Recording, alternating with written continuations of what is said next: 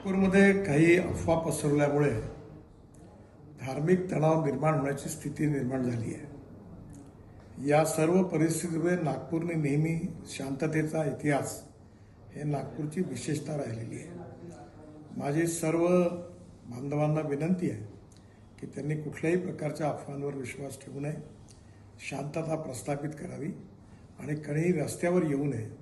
सगळ्यांनी कायदा आणि व्यवस्थेला सहकार्य करावं आणि सलोख्याचं आणि सौहार्दाचं वातावरण ठेवण्याची नागपूरची जी परंपरा आहे त्या परंपरेनुरूप आपला व्यवहार करावा।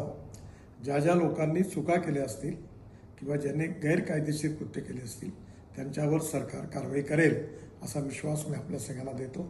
माननीय मुख्यमंत्र्यांनाही या संबंधातली सर्व माहिती मिळालेली आहे, त्यामुळे आपण कुठल्याही अफवांवर विश्वास न ठेवता आपण सगळ्यांनी सहकार्य करावं आणि प्रेमाचं सौहार्दाचं उत्तम वातावरण ठेवण्याकरता मदत करावी, पोलिसांना मदत करावी असं माझी आपल्या सगळ्यांना नम्र विनंती आहे। नमस्कार।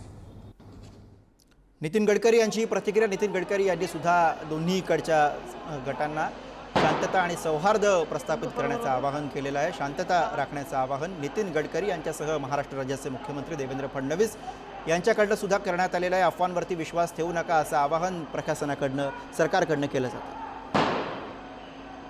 आणि सध्या नागपूरमध्ये काय स्थिती आहे सांगण्यासाठी आपल्यासोबत थेट नागपुरातनं प्रतिनिधी जितेंद्र शिंगाडे या क्षणाला आहेत। जितेंद्र, सध्याची काय स्थिती आपण बघतोय की पोलीस कर्मचारी सुद्धा मोठ्या संख्येने यामध्ये जखमी झालेले आपल्याला दिसत आहेत। सध्या कशा पद्धतीनं या सगळ्या परिस्थितीवर नियंत्रण आणण्यासाठी पोलिसांकडनं प्रशासनाकडनं प्रयत्न सुरू आहेत? आतापर्यंत जी घुसखोर सुरू होती ती आता कुठेतरी काही वेळासाठी तरी आपल्याला शांत झाल्याचं दिसून येत आहे। कारण जी 2 वाहनं जाळण्यात आलेली होती त्या दोन्ही जळालेल्या वाहनावर अग्निशमन विभागाच्या अधिकाऱ्यांनी आणि कर्मचाऱ्यांनी पाण्याचा फवारा मारून ती आग विझवलेली आहे आणि इथपर्यंत पोलीस पोहोचलेले आहेत। आपणही जे आलेले आहेत आपण अधिकाऱ्यांनी आणि कर्मचाऱ्यांनी पाण्याचा फवारा मारून ती आग विझवलेली आहे आणि इथपर्यंत पोलीस पोहोचलेले आहेत। आपणही जे आलेलो आहोत आपण इथपर्यंत पोहोचलेलो आहोत आणि आता जे आहेत ते इथून जो जमाव होता तो जमाव इथून पांगवण्याचा प्रयत्न जे आहे ते पोलिसांनी केलेला आहे। पोलिसांच्या जो पोलिसांनी हे जे केलेलं होतं स्वतः आपण पाहू शकतो की पोलीस आयुक्त इथे आलेले आहेत।